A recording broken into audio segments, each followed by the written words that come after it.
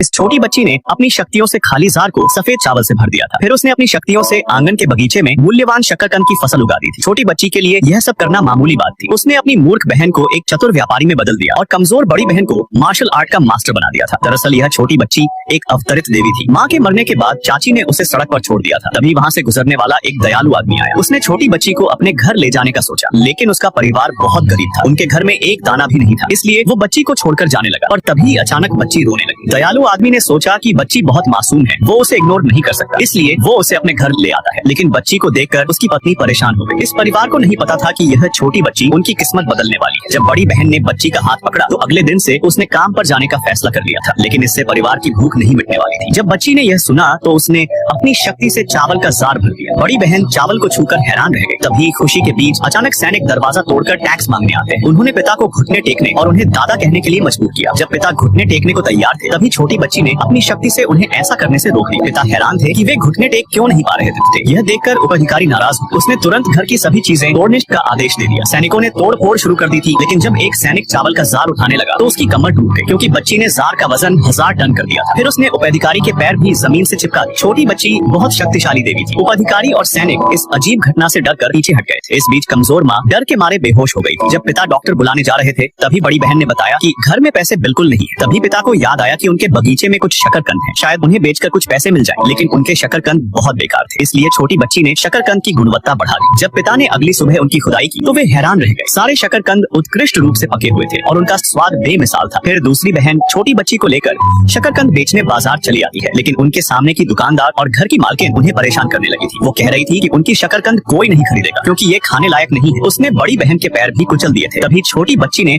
अपना जादू चलाया। उसने परिवार की दूसरी मूर्ख बहन का दिमाग तेज कर दिया था। इसके बाद दूसरी बहन पूरी तरह बदल गई। उसने मालकिन को ऐसे कड़े शब्द सुनाए कि भीड़ के कानों से खून निकलने लगे थे। फिर दूसरी बहन ने चतुराई और बुद्धिमत्ता से लोगों की भीड़ इकट्ठी की और अपने ताजा स्वादिष्ट शकरकंद की गारंटी दी कि अगर खराब निकले तो वो दोगुने पैसे लौटाएगी। दूसरी बहन ने कुल 80 युआन में शकरकंद बेच डाले और अभी भी काफी शकरकंद बचा हुआ था। घर जाते समय अचानक एक अमीर परिवार का युवा मालिक सामने आया जो बहुत बड़ा बेईमान था। उसने दूसरी बहन को छेड़ने की कोशिश की, लेकिन लड़की ने उसके हाथ को काट लिया। वो लड़की के साथ दुर्व्यवहार करने लगा था। जब बड़ी बहन उसे बचाने आई तो उस बेईमान लड़के ने उसे धक्का देकर नीचे गिरा दिया था। वो लाठी लेकर लड़ना चाहती थी, लेकिन एक चाचा ने आकर उसकी लाठी तोड़ दी। वो चाचा उस बेईमान लड़के का साथी था। यह सब देखकर छोटी बच्ची गुस्से में आ गई और उसने अपनी शक्ति से बड़ी बहन को मार्शल आर्ट की मास्टर बना दिया था। फिर बड़ी बहन ने उस बेईमान लड़के और उसके चाचा की जमकर बैंड बजा दी थी।